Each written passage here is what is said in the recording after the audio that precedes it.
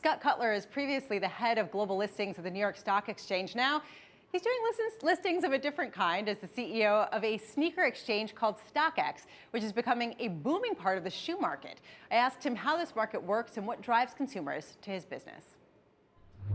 Today's consumer wants access to amazing brands, but they also want to make sure that those brands are authentic. And as a platform of a stock market of things, which was the original concept of this business, it's transformative to have a marketplace that's powered by sellers from around the world, but giving access to authenticated items has really been the differentiator and why this is one of the fastest growing e-commerce companies anywhere in the world. How do you check the authenticity? Do you actually guarantee it?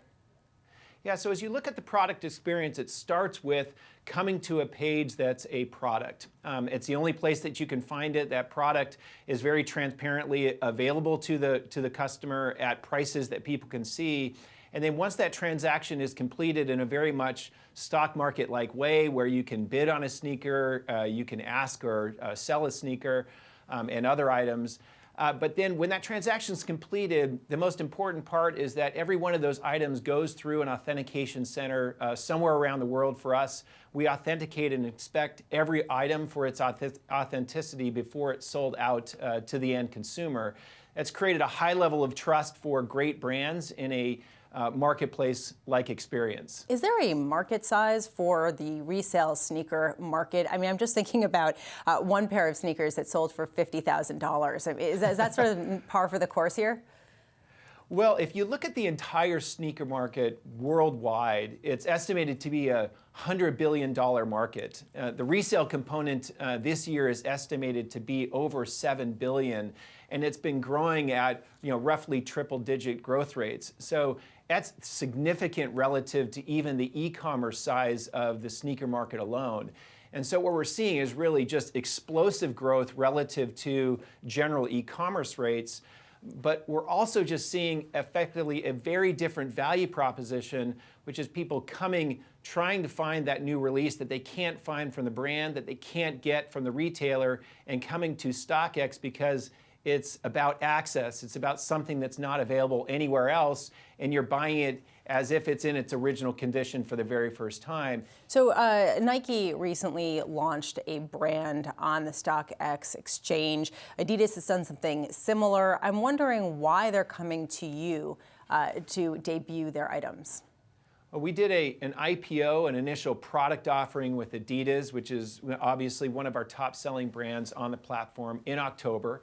It was a new revolutionary way to release product that in this case was never again to be recreated out of their maker lab. We released those to the market in a unique way, and they priced above what they would in retail, and we had over 10,000 people that came to bid on those items.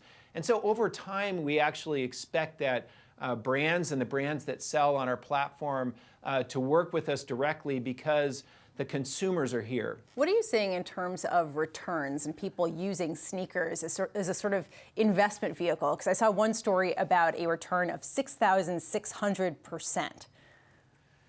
Yeah, so it's amazing. This has become an asset class of people that do collect, hold on to these items and trade these. Obviously, a sneaker that would be trading at thousands of dollars originally retailed at $200. I look at my own portfolio of sneakers this year, well outperformed the S&P, well outperformed the rest of the market. But I think it's also just an acknowledgement that these are items that have persistent trading value. And there's a lot of people that are actually using the platform to fund a college education, to fund a platform, to fund their business and their passion. Scott, I cannot wait until I ask somebody, how did you fund your child's college education? And they say, flipping sneakers. I do have to wonder, though, what the logic is here of the appreciation of sneakers over time, because under my use, they tend to lose value over time as I use them. And I'm just wondering, how do you ensure this isn't sort of a repeat of tulips?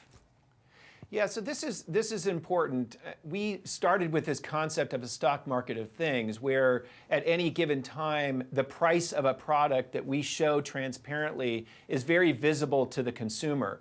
And that price actually varies from minute to minute.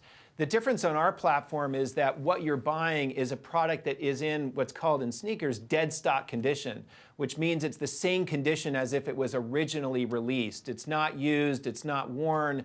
And so what's interesting is that while releases drive a lot of people to get access to the product, they actually come back and they look at items that may have been released 8 weeks ago to maybe 10 years ago.